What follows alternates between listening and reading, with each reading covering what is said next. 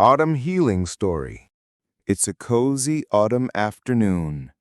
On a quiet, familiar street in their hometown, two people cross paths for the first time in years, unexpectedly, but perhaps just when they need to.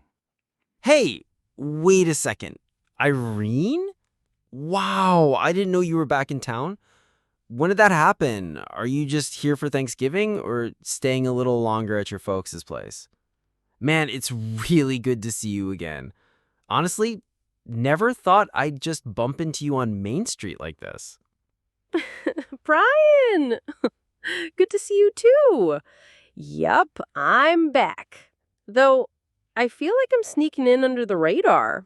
No welcome parade or anything. I'm at my parents' for now, but I'm actually planning to stay a bit after Thanksgiving. Unless you guys are still looking to kick me out like in the old days. Kick you out? Come on. This town's been waiting for someone like you to stir things up again.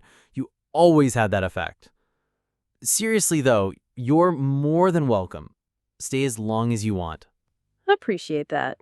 So, what about you? You heading to a township meeting or something? I already had one this morning. Board meeting about the new community center. My brain's still spinning. But I've got a break now, and hey, it's lunchtime, so I'm not complaining. Well, then perfect timing. Why don't you swing by my parents' place? My mom made chicken sandwiches this morning. Classic recipe. Still unbeatable. She packed extra for my dad, but I think we can borrow a couple. Plus, Fixie's there to supervise. Our golden retriever, you remember her? She's gotten chubbier, but still thinks she runs the house. Fixie! Oh man, I do remember her. She used to bark at me like I owed her money. But hey, if she's guarding the sandwiches, I'll behave. I'd be honored to share one of your mom's famous lunches. Sounds like the perfect way to catch up. Great! Come on, before Fixie decides she deserves a second lunch. They walk off together, laughter trailing behind them. Casual, easy, like old times. Autumn leaves swirl gently across the street, and the warm sunlight brushes their shoulders like an old friend. Welcome to Never Despise My Meager Beginning, a space for healing and mental well-being. You're here for healing for the wounded mind. Warm autumn sunlight poured through the wide family room window. As they stepped quietly into the kitchen, Fixie greeted them with a cheerful wag of her tail, diligent as ever. So, spill it. When exactly did you get back? And don't hit me with some vague, it's been a while, like a whole month. I mean, after not seeing you for 10 years, I definitely notice if you just popped back and vanished again. No, just a few days ago. After a decade in the big city, grinding through my 20s, I finally made it back. Ah, that's a relief. So, I didn't waste all that time pining for you while you were just around the corner. What's the game plan now? Don't tell me you're just here for a quick hi and then jetting back to the city next month. No quick getaway. And hey, don't make me blush with that speech about my consulting career. You're making me dizzy with all those fancy compliments. Hey, I'm just calling it like I see it. You're basically a rock star consultant, turning companies' public image from zero to hero. You had the Midas touch for ethics and style or whatever fancy corporate jargon you use. Well, I did enjoy that life for a bit, but honestly, I'm itching to do something more grounded, like teaching kids here. Those teenagers who actually listen and want to learn. Feels more rewarding than polishing some faceless corporation's image. Teaching, huh? I love that. These kids need someone who's actually been out there, seen the world, and isn't afraid to share real talk. The whole town should be rolling out the red carpet for you. Your parents must be over the moon. Oh yeah, already chatted with the local school principal. Looks like I'll be starting this fall semester. My folks, they haven't stopped smiling since I told them. They've been nagging me to come home for years. Took me a while to get the guts, though. You know, some things happened out there. Hurts and all. Maybe later. I'll tell you. All right. I'm patiently waiting for the later story, right after the sandwich, which, by the way, looks amazing. Fixie, hey, no stealing my food. Here, this one's from Irina's personal fridge stash. They sit and eat quietly for a moment. Fixie gobbles the chicken happily and settles on the sofa. After lunch, Brian helps clean up. They settle by the fireplace, Brian with coffee, Irene with rose tea. A comfortable silence. Brian breaks it. Honestly, I still can't believe you left so suddenly all those years ago. I thought you'd be back in a few days, weeks, tops. But 10 years? That's wow. Yeah, even I was surprised. There is a story behind it. One day, I'll tell you everything. The why, the fallout, but not today. Let's just enjoy this calm autumn afternoon. With Fixie, too. Yeah, definitely. Story time can wait. For now, this is pretty perfect. And so, in the hush of an early autumn afternoon, with a mug of tea, a full belly, and a dog snoozing nearby, the silence between them wasn't awkward, it was healing.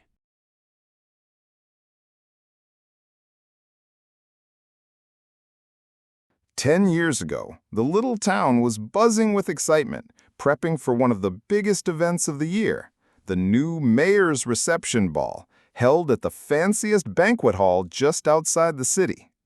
Everyone who was anyone was invited. Local bigwigs, business leaders, and influential figures from far and wide. The whole town had high hopes this event would kickstart a new era, attracting tourists and boosting the local economy. Not just a year-end party, more like a pep rally for the town's bright future, funded by some deep-pocketed guests. Brian and Irene were there too, the town's brightest young leaders, fresh out of university.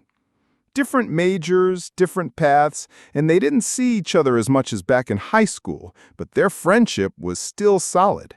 They'd grown up side by side, sharing more memories than most. Irene stepped into the beautifully decorated hall, the buzz of conversations and clinking glasses washing over her.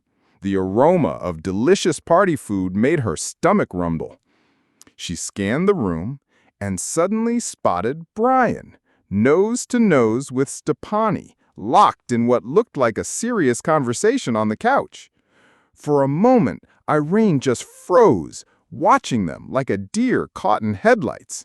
Then, without warning, Stepani jumped up, marched right over, grabbed Irene's arm, and practically dragged her up the stairs, right in the middle of the party. Hey, Stepani, what's going on? You want to tell me something? Come on, let's get upstairs. I have to tell you something. It's big. They slip into a small room on the second floor. Stepani shuts the door and turns to Irene, practically buzzing with excitement. Guess what? Brian proposed to me yesterday. We're getting engaged next month. Can you believe it? I never saw it coming, but honestly, I kind of knew he had a thing for me.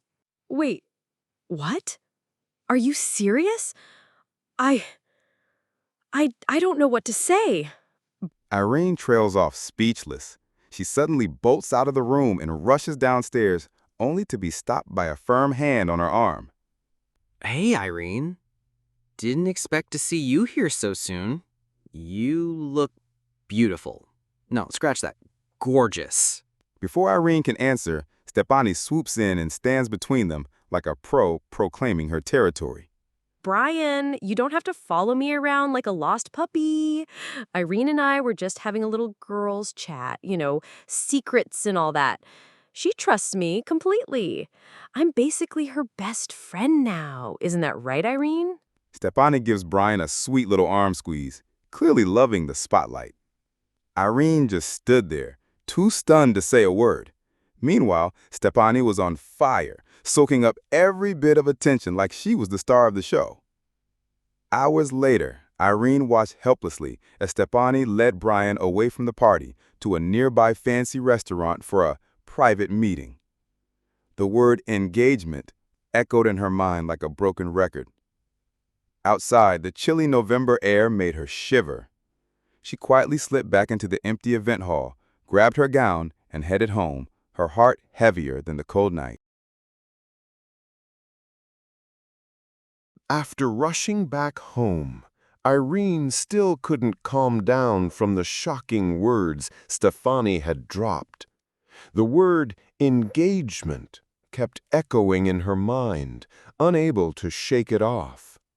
Of course, Irene and Brian had never made any promises or commitments about their future. But between them, there was an unspoken understanding, a quiet rule that said, one day we'll be together, even if we're living separate lives for now. They had shared so much over the years that the idea of separation or going their own ways felt almost impossible. Their bond wasn't something that could be broken easily. Their parents were close friends, spending vacations, celebrations, events, and even running errands together. Naturally, Irene and Brian grew up like siblings, lifelong companions. They played together as children, went to school side by side, studied together, ate together with their families, and faced life's ups and downs as one. Even when they went to different universities and started drifting apart a little, they still made time to meet up occasionally. Their strong foundation of trust and belief held firm until Stefani's statement shattered it all. Irene had never heard a single word about this from Brian or his family, so the shock hit her hard.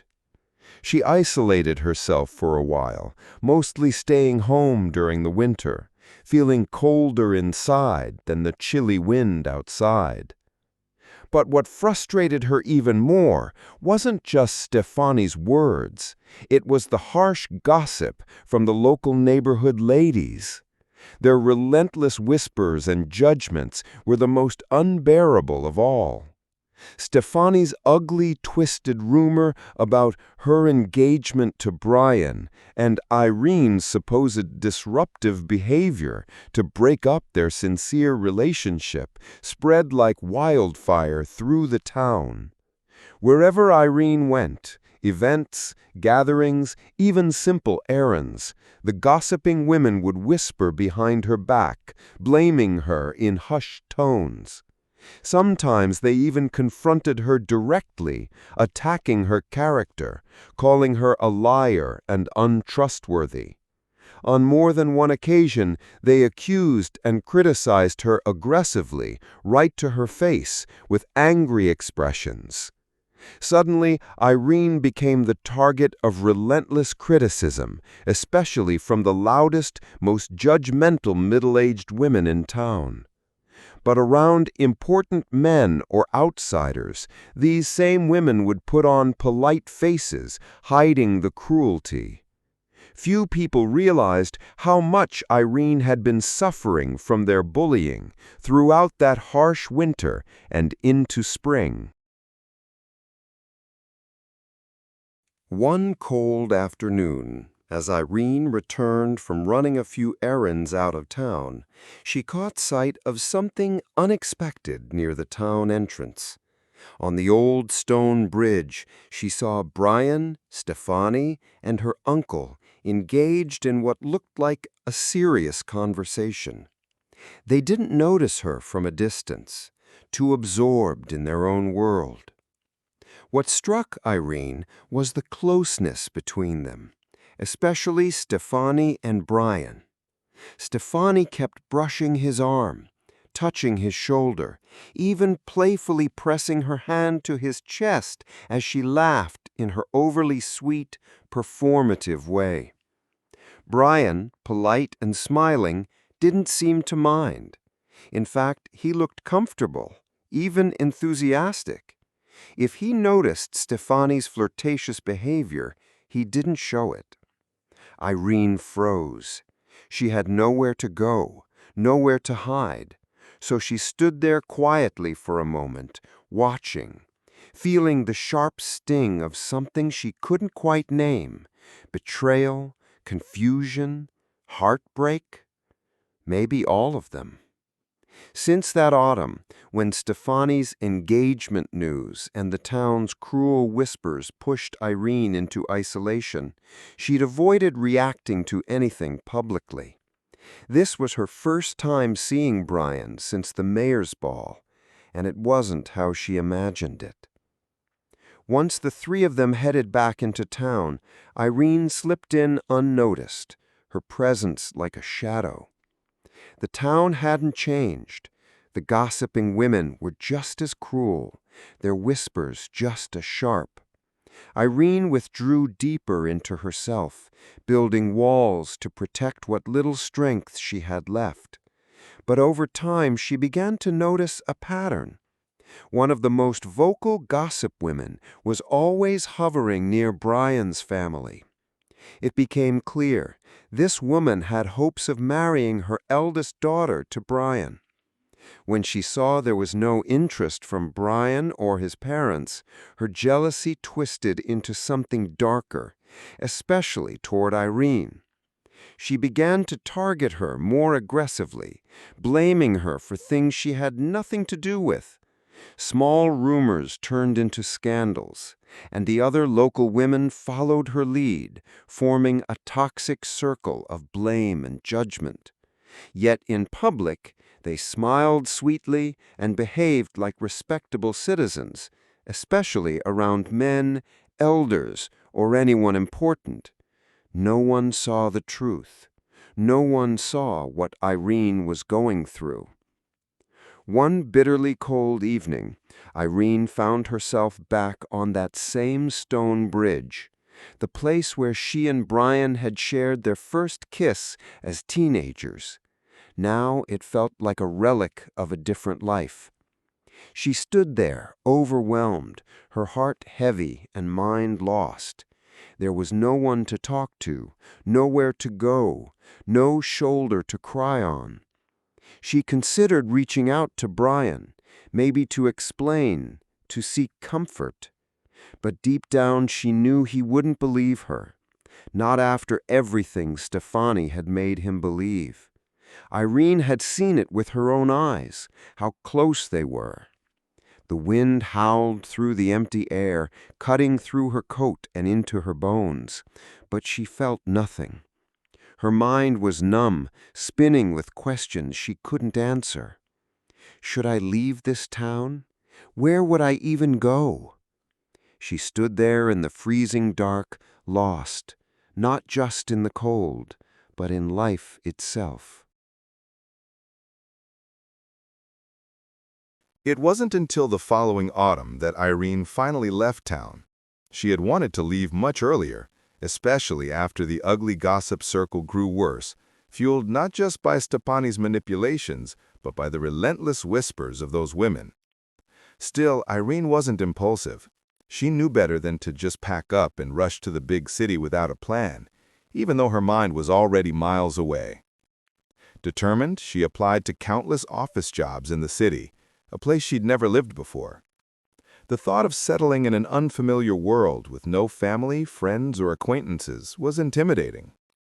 Rejection letters piled up, which was understandable since she lacked practical experience. But thanks to her co-ops and summer internships, her persistence finally paid off. One late summer day, she received an acceptance letter from a small office on the city's outskirts. During this whole period of preparation, Irene kept to herself. She rarely saw Brian. He was busy with his new job at an architecture firm downtown, often traveling to construction sites outside the city with his team. Her parents were equally occupied, launching a small resort after retiring. They stayed in touch, but only minimally. Most of the time, Irene stayed in her room or took quiet walks through nearby farms and fields, seeking solace in nature, trying to calm the storm of frustration caused by those unreasonable townsfolk. On the surface, everything seemed to be going smoothly. The gossip ladies had grown louder, their criticisms sharper whenever they crossed paths with her. So Irene focused on her editing work for a local publisher, keeping her appearances in town to a minimum. Now, standing in front of a cozy bed and breakfast on the town's edge, She waited for the bus that would take her to the airport, and then to the big city where her new life awaited. She reassured her parents and friends with a gentle smile, promising she'd only be gone a few months, just long enough to gain some experience before coming back home. Brian didn't realize, not right away, that Irene's departure from the town wasn't just a short trip to the big city. In fact, he only found out she was gone from his own parents, long after she had already left. Caught up in the whirlwind of his new architecture job, site visits, and endless deadlines, he hadn't noticed the silence settling in. It was only when the dust began to settle, when he finally had a moment to look around and breathe, that he felt it. Her absence. Irene had always been there. Her broad, warm smile, the way she laughed, the calm in her voice, her clever remarks that always found a way to ground him. She had been his constant, his quiet comfort, something he'd never realized he depended on so deeply.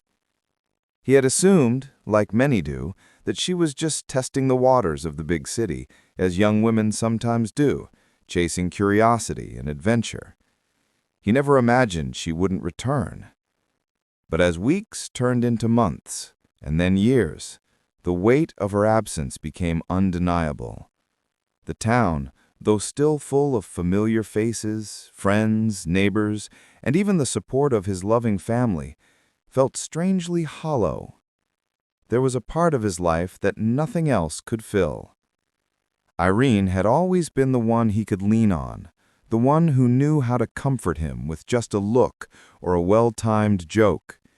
She was like an old soul in a young body, offering wisdom and warmth far beyond her years. Now, 3 autumns later, Brian sat alone in a quiet corner of the local pub. A half-empty glass of strong liquor rested on the table, something he rarely drank, but tonight the sharp burn matched the ache in his chest. His thoughts wandered, back to the laughter they shared over silly things, back to late-night homework sessions and school projects. He remembered climbing the neighbor's apple tree together, stealing apples and giggling behind the fence like little outlaws. They had done everything together, from childhood through the edge of adulthood, and somewhere in his heart he'd thought it would always be that way. He had never expected her to leave like that, without a real goodbye. He'd heard the town gossip, of course, rumors about him and Stepani or other girls who hovered around him, but he'd dismissed them all as petty noise. He never thought Irene would take any of it seriously, not enough to leave him behind. Now that his work had become more stable, more routine, he found himself thinking about her constantly, wondering where she was, what she was doing. If she had found new people to laugh with, to dance with, to share late-night walks or weekend brunches. If someone else was now the reason for her smile. His parents still spoke with Irene's family, who remained close friends. They told him she was doing well, adjusting to city life, now working for a more established firm, even consulting other businesses. Her career was clearly blossoming. But none of that dulled the ache in his chest. As the autumn evening grew darker and the smoky scent of burning leaves drifted in from nearby farms, Brian sat quietly, eyes distant. "Irene, I miss you," he murmured to no one but himself. What? What did you tell Irene? Are you out of your mind? Why would you do something like that? Hey, calm down, Bran. I never meant for it to go that far. I just wanted to have a little fun, spend some time together. I didn't think Irene would take it seriously. How can you act like nothing happened? I don't even know what to say. Your lies made Irene leave, and years later, she still hasn't come back? Why are you blaming me? I didn't do anything wrong. Just what? Just destroy my relationship with Irene? Are you happy now? She's gone! Long gone! Is that what you wanted? You know I always wanted to be with you. You know that. You know what? I don't know anything about you. You're fake, manipulative. How could you tell Irene we were engaged? We weren't even close. You know that. I was only helping your uncle with the mall project downtown, getting permits, architectural plans, nothing more. And you twisted that to portray me and Irene. Brian, please calm down. I didn't do anything wrong. I just shared my wish list with Irene. I thought she'd see through it quickly. I never imagined she'd be so gullible to believe me. It's her fault, not mine. You're a disaster. I don't even have words. I've given up trying to make you see what you've done, whether by mistake or on purpose. How can we ever fix this mess? You turned everything upside down. I heard the rumors from my friends, but I ignored them, not knowing what they were about. Now they're worried about me and Irene. I had to face the truth and talk openly with them about what's happening in this town. The gossip, I can't believe it. This beautiful town, my hometown, became the place where innocent Irene was driven away. Where is she now?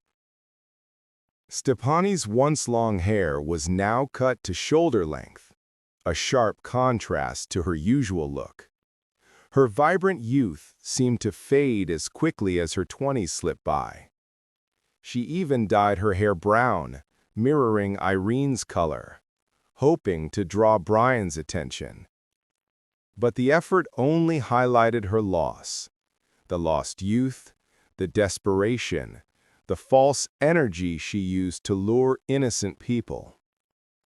Sitting alone in the old dusty barn filled with dried hay and dull, sandy colors, Stepani's appearance matched the decay around her.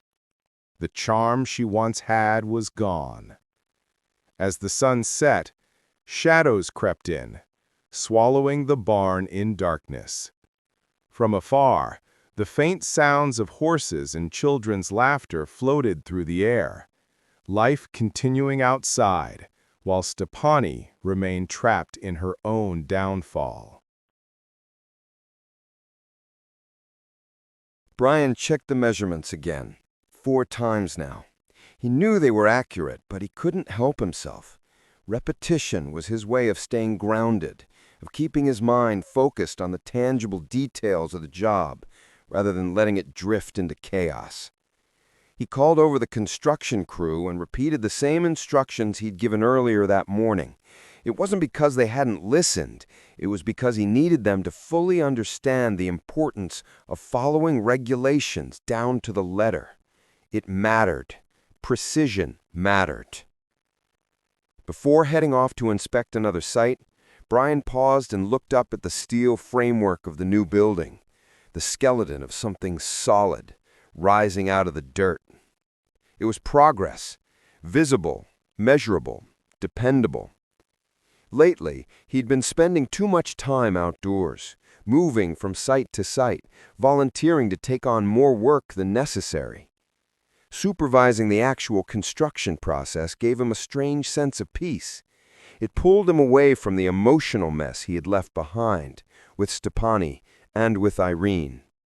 There was no space to wonder anymore. No time to rehash Stepani's betrayal or question why Irene had left without confronting the truth. Out here, in the dust and the noise, his mind could rest, not because the work was easy, far from it, but because it demanded everything from him. And that was exactly what he needed. His boss had warned him, and so had his coworkers. "You're burning yourself out, Brian. Let others handle the inspections." But he didn't listen. He couldn't. The physical weight of the job felt lighter than the emotional one he was trying to bury. He looked older than his 30-something years. The unshaven beard, the fine lines forming around his eyes, the darkened skin from weeks under the sun, they all told the story of someone trying to outrun something. He didn't care. If anything, the weathered look suited him. It was a reflection of the internal wear now surfacing. What hurt most was Irene. Why hadn't she told him everything before she decided to leave? Why hadn't she fought harder, or at all, against Stepani's cruel manipulations? The unanswered questions kept spinning in his mind like a broken record. So he threw himself into work again, hoping the noise of construction would drown out the noise in his head. More sites to check, more problems to solve, more concrete to pour over the past. Irene stood confidently at the podium, the soft hum of anticipation filling the grand conference hall in downtown. This was no ordinary meeting. It was the annual Business Board Assembly, packed with top-tier executives and influential decision-makers from across the country. And yet, Irene's voice cut through the room like a warm breeze, calm, steady, and clear. In my view, She said, our responsibility isn't just to shareholders, but to society. A company's public image should reflect not only its success, but its values. With the right approach, we can boost productivity and integrity. Corporations must learn to coexist with the communities they serve, ethically, not just economically. For a moment, the room was completely still. No murmurs, no shifting in chairs, just quiet respect. She had struck a chord. It was a defining moment in her career, but one that came after a long, often unseen journey. Just a few years earlier, Irene had been working in admin at her very first job, tucked inside a cramped office on the third floor of a forgotten building. There were no high-stakes meetings, no speeches. Just paperwork, phone calls, and long days with little recognition. But she never complained. She did her job with quiet precision, and little by little, her diligence opened doors. After a few years, she landed a position at a mid-sized marketing firm, her third job, and a notable step forward. It wasn't glamorous, but it put her closer to the heart of real strategy. That's when everything changed. The company had been working on a sensitive project, helping a large corporation recover from a public scandal after serious customer service failures had led to injuries across the country. The presentation to the executive team was crucial, a make-or-break moment. But on the day of the pitch, the lead presenter fell sick. There was panic, scrambling, no backup plan. Irene had helped shape the research and the message. She knew the material better than anyone, so the team turned to her. She stepped up, nervous but composed, and delivered the presentation. Clear, insightful, human. Her delivery not only impressed the client, but deeply moved the executive team. They saw something in Irene that day, and within weeks, she was offered a full-time consulting role on the corporation's public image recovery project. From there, her career took off. She became a name in the world of ethical brand consulting, known not just for strategy, but for substance. Over the years, she worked on campaigns for companies with damaged reputations, guiding them to rebuild trust, not just sales. Her calendar was always full. Meetings, presentations, strategy sessions. It was exhausting work, but it gave her something else too. Distance. Distance from the pain, from the past, from the small-town memories she rarely let surface. 8 years had passed since she left home. In the sprawling anonymity of the big city, she found a strange comfort. No one knew her story here, and that was just how she liked it. She occasionally got updates from back home, filtered through her mother's phone calls, friends' social media, or family gossip. Names she once knew floated in and out of the conversation. Stefani, Brian, the usual faces. But it all felt distant, like echoes of a life that no longer belonged to her. What she did hear about Stefani, though, was hard to ignore. Her attempt at starting a small retail business had failed, crushed under poor planning, mismanagement, and debts she couldn't repay. Rumor had it she'd fled town, trying to hide from lenders and the mess she left behind. Even her appearance had changed. her once polished image now hardened, reflecting years of bitterness, manipulation, and unchecked ambition. She looked older than she was, not from age, but from the weight of her own choices. But Irene didn't feel vindicated. She felt free, no longer defined by the cruelty of her past or the people who once tried to diminish her. She had carved her own path, and in doing so, had become more than they ever imagined she could be. She wasn't hiding anymore. She was rising. So, Brian, tell us, what's been keeping you so insanely busy last autumn? You look way more human now than the groggy, stressed-out version of you from last year. Yeah, I remember hearing that you were mostly out at construction sites, managing things on the ground. That's more than just drawing up pretty plans. It's about making sure the structures are actually built right, safe, and solid. But man, you were out there so much, I thought you ditched the office life for good. It's good to see you balancing field work and architectural planning again. Honestly, you look better. Like you're finally recovering after Irene. Speaking of, have you heard about Stepani lately? Sounds like things have really taken a turn for the worse. Really? What happened? I've been swamped with work and haven't heard anything in ages. It's been a while since we talked about people from our childhood like this. We should do it more often. Well, apparently, after Stepani skipped town to escape the loan sharks from that failed clothing business of hers, she landed in a nearby town, seduced some wealthy old guy, married him, probably to pay off her debts. At first, everything seemed smooth, but you know her, she never changes. Ended up cheating with some reckless young guy from a nightclub, marriage ended, the poor old man demanded repayment for everything he'd covered, she had no money left, blew it all. Now she's stuck with that young guy, and they're constantly fighting, like full-on public blowouts. Everyone in that town knows about their mess. Oh man, that's just depressing. Why does she keep self-destructing like this? It was a crisp autumn evening, exactly 9 years after Irene quietly left town. Brian and his childhood friends, once nicknamed the Five Nasty Brothers for their mischievous youth, gathered again at their old haunt. Having grown into respected professionals, they each played essential roles in the town's growth: leaders, innovators, contributors.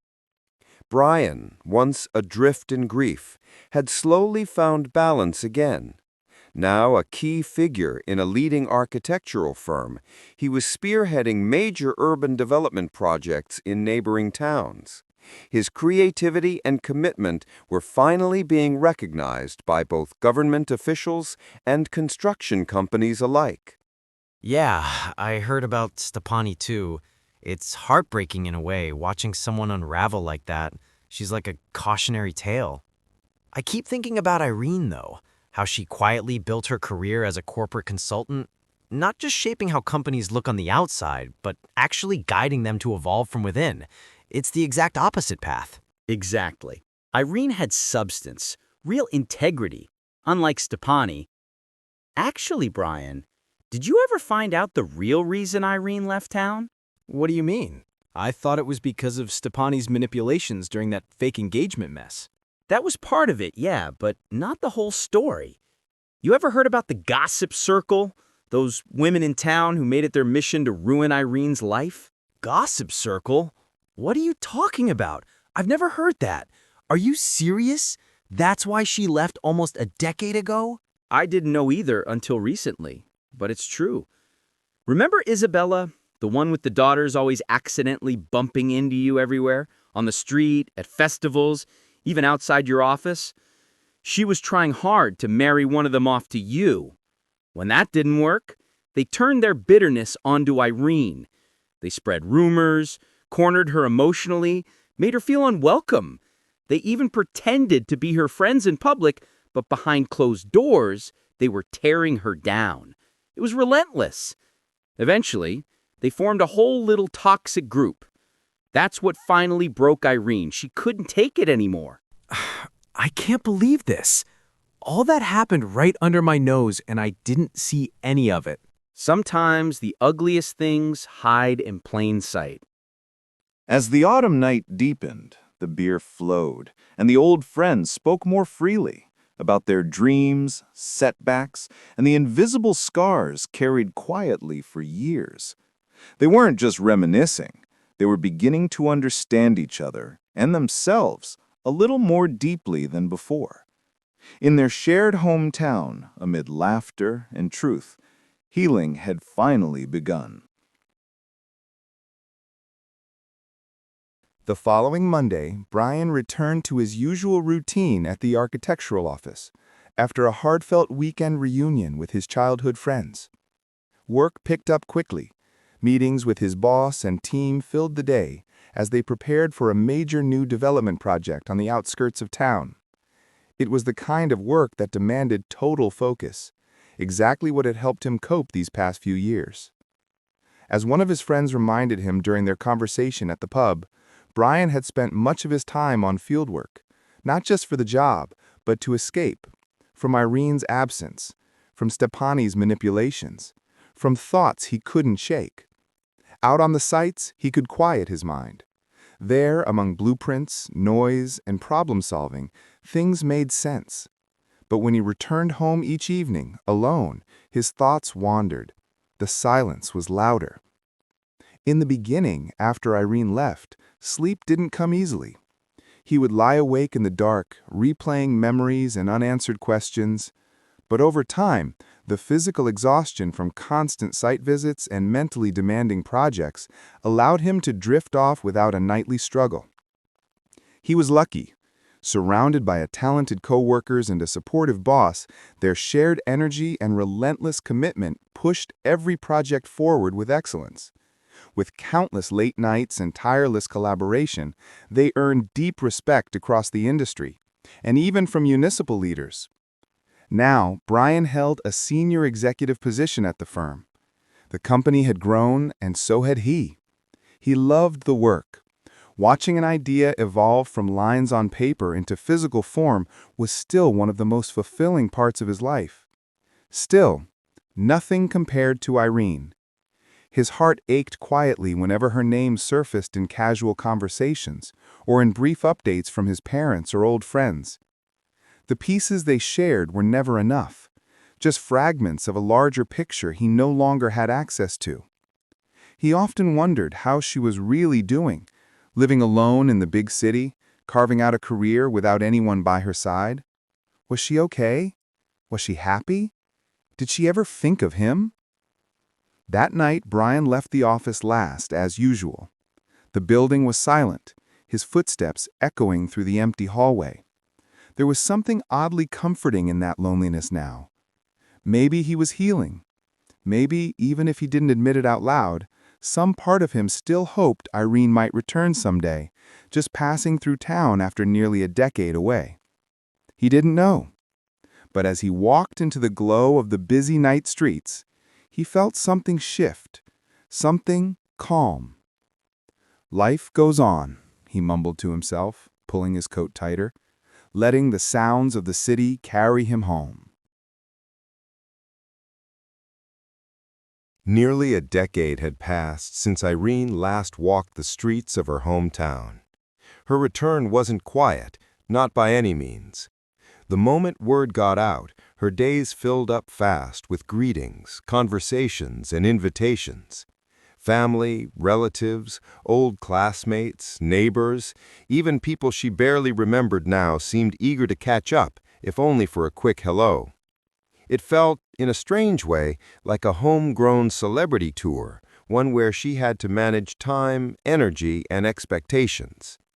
Only after this whirlwind of reunions began to slow did Irene finally find space to breathe, to reflect.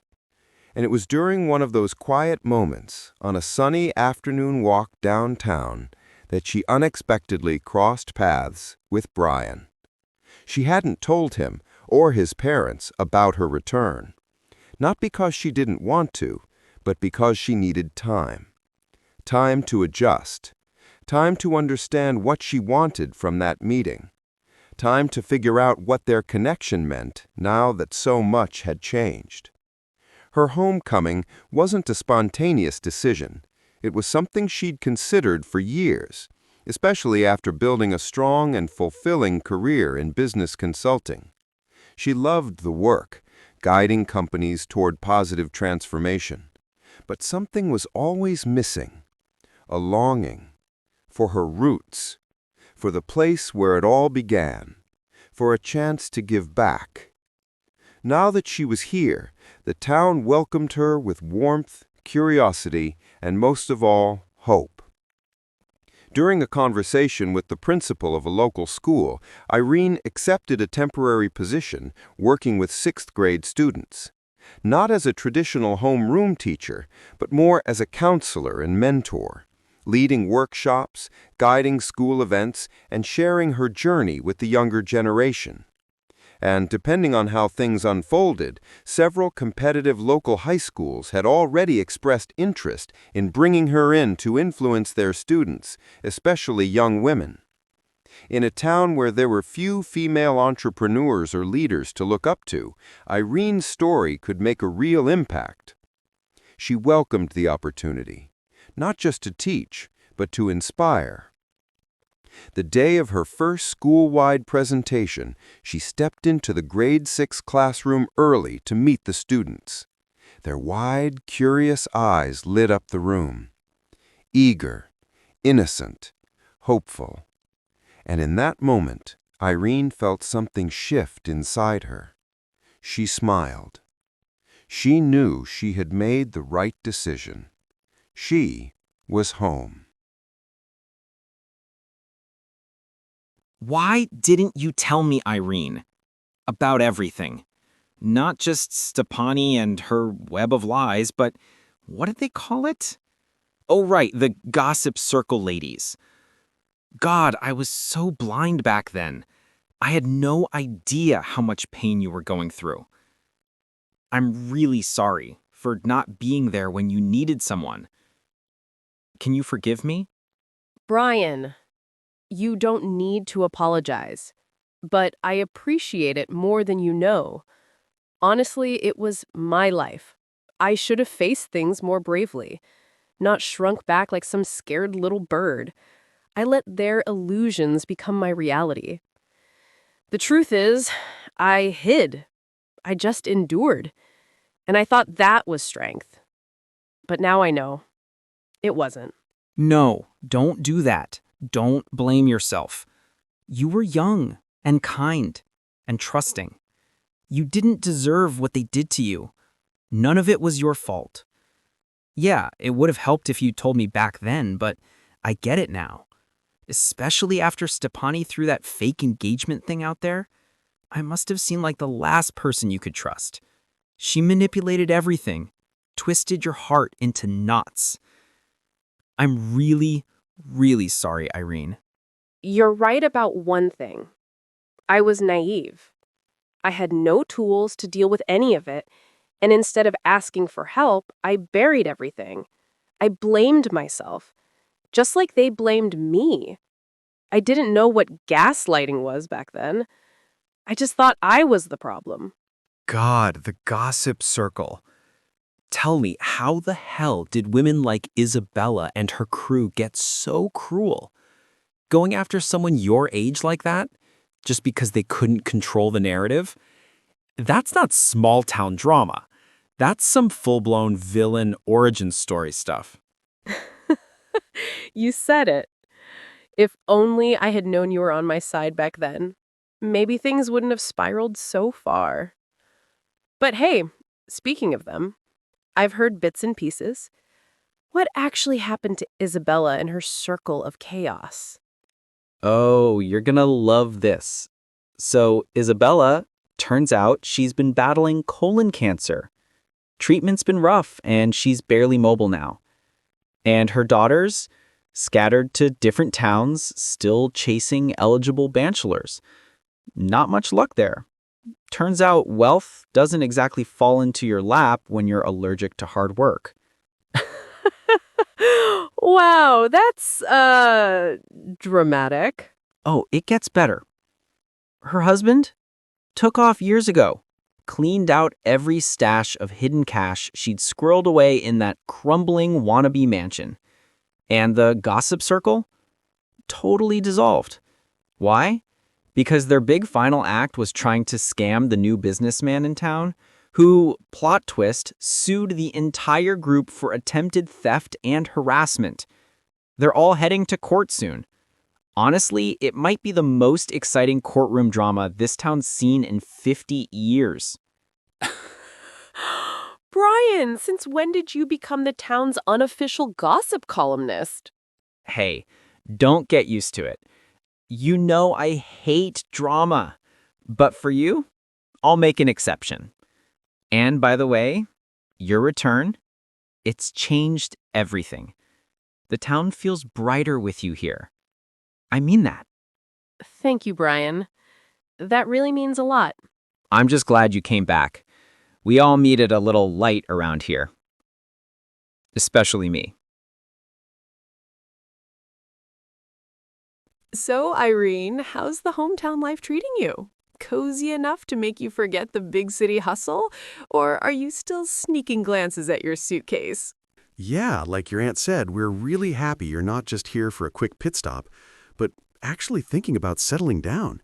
After all these years of you running off to the city, we've been counting the days till you'd finally come home for good.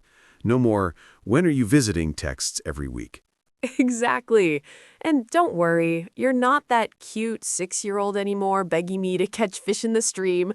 Though, honestly, I kind of miss those days. But having you here now, all grown up, just feels right. We're family, Irene, and whatever path you take, we've got your back. Totally. We're your biggest fans. But hey, no pressure, okay? You're free to come and go as you please. We just want to make the most of the time we get with you because, well, the older we get, the shorter those days seem. Oh my gosh, we're getting all serious now. I'd better check on your mom's famous apple pie before it burns. Priorities, right? A few weeks later, on a crisp late autumn Sunday, the whole family gathered at the cozy resort Irene's parents had been running for years. Around a stone outdoor fireplace, right behind the guest house and away from the bustle of the main resort, they settled in comfortably. As the aunt and uncle chatted about Irene's plans to settle down, she felt a deep sense of peace. Surrounded by family who cared without judgment, she finally felt at home. This was where she belonged. So, Irene, how's all that teaching and those workshops going? Elementary schools, middle schools, high schools? And I heard you've got some college events coming up too? Your dad says you're basically shaping the future with your seminars and advice. I'm proud of you, kiddo. You're a real positive force around here. Oh, Grandpa, it's nothing fancy. I just try to share what I know. The kids are amazing, so eager and full of energy. It's inspiring to see how hungry they are to learn. Honestly, I'm proud of them too. The future's in great hands. Well, looks like this town's got a bright future, thanks to you and the next generation lighting the way. I sure hope so, Grandpa. By the way, where's your aunt? Still no apple pie. You know I'm waiting for that perfect crisp crust with that soft, juicy, cinnamony center. Just thinking about it is making my mouth water. I'll go check with Auntie and Mom. Maybe sneak some pies out along with hot apple cider. But hey, do ya uncles want to help with the dishes this time? Or is that asking too much? The sweet aroma of cinnamon-spiced apple pie filled the air, wrapping everyone in a warm, homey hug. They sipped hot apple cider by the fire, the crackling flames mingling with the gentle rustle of colorful leaves drifting down on their shoulders. No matter where life took her, Irene knew there was no place like home, surrounded by family, laughter, and love.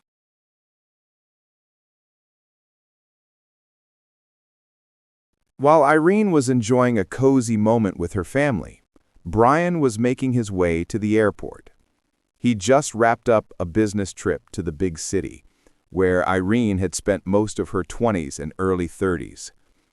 His architecture firm had landed a major new project, a collaboration between a well-known development company in the city and an up-and-coming dark horse developer from a nearby mid-sized town near his hometown.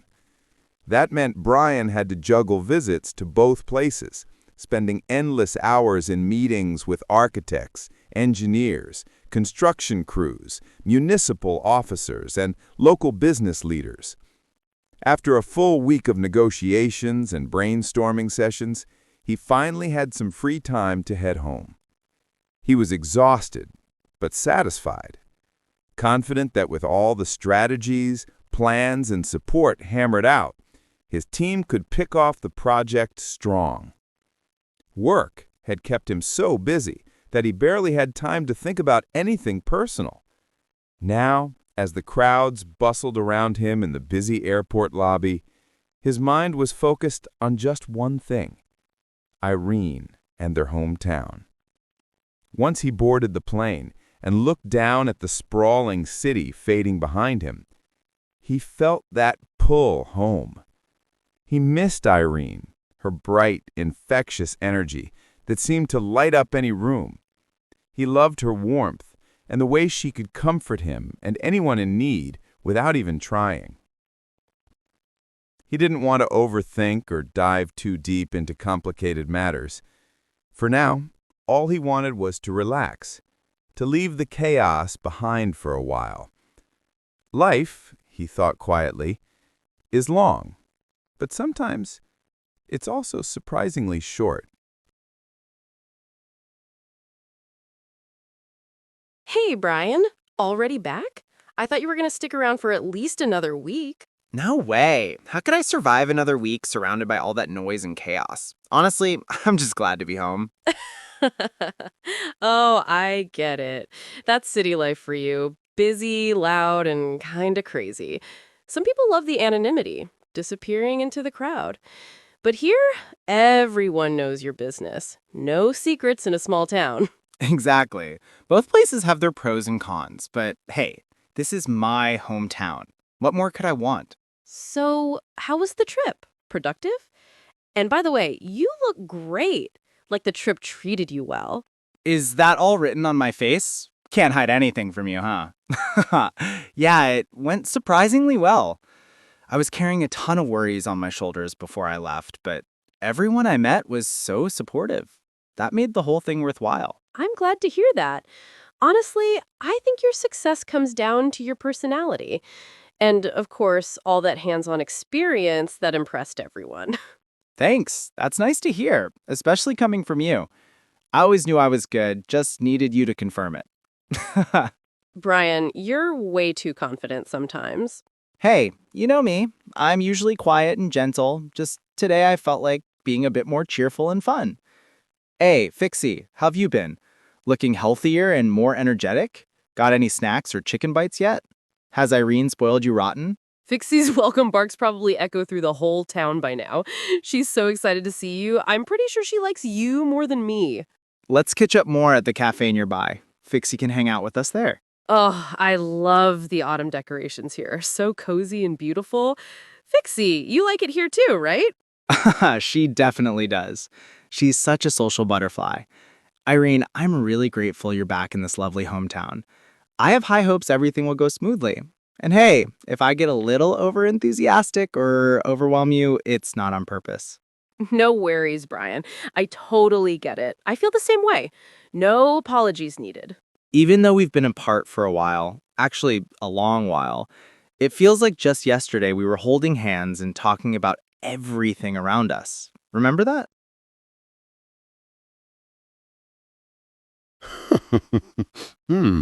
This gravy sauce is something else. The flavor's so rich, the texture's so juicy. I'm stuffed but still can't resist another bite. Irene, your grandmother's turkey recipe hasn't changed a bit in 50-something years, and let me tell you, it's still got the magic. But hey, Remember, I'm the one who carves it so perfectly. My carving skills are the real secret, you know. My final touches? Chef's kiss. Agree, everyone? Hmm? Hmm? Oh, your grandpa's self-praise is as constant as his love for turkey. Never changes. But I'll admit, his carving technique is top-notch. You should see it on a Thanksgiving plate, like an art display. But honestly, I'm just thrilled we're all here together. Irene, especially. Where have you been? You never come by enough. Don't you miss your grandma? Oh, your grandmother's sentimentality. Oh, Irene, you know how she gets. Always full of love, especially for her grandkids. But you know, you're always in our hearts no matter where you are. Don't let the rumors or silly gossip get to you. We've got your back. Always. Oh, sweet Irene. I'm so sorry we didn't know what that awful Stepani and those ladies put you through. You should have come to us sooner. We could have helped, baby. You're so young, so innocent. You shouldn't have had to deal with such cruelty. Anyway, Irene, just know this. We care so much about you.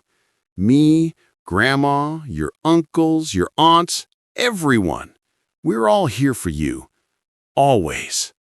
Oh, now you've got me all teary-eyed. You're right. Today's been the best day in ages.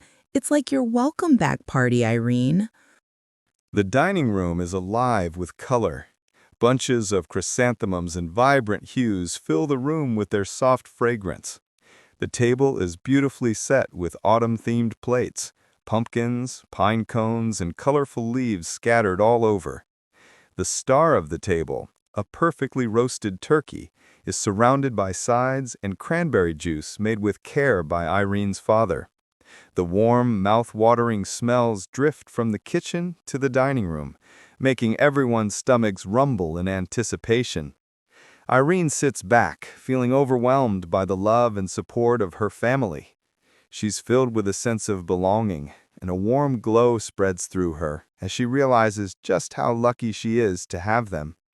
All right, everyone, let's kick this off with a toast to my world-famous cranberry juice.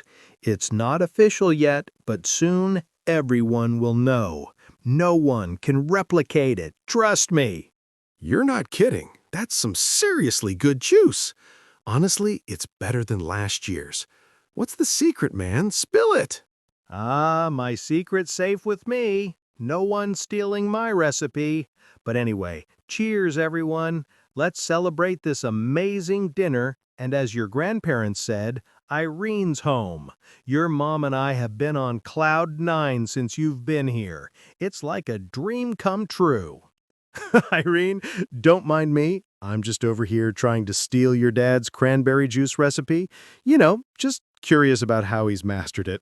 But seriously, it goes so well with everything, especially the turkey. So good. Wait till you try the pumpkin pie, my famous recipe. And of course, pumpkin spiced lattes to wash it all down. It's like dessert heaven. Yeah, my stomach's already in a full-on satisfaction storm. But I can't resist. It's too good. Wait till tomorrow. We're all going to be rolling around on the grass from eating so much today. You ready to run the town, brother? Oh, I'm ready. Irene, we might be jogging off all this deliciousness tomorrow.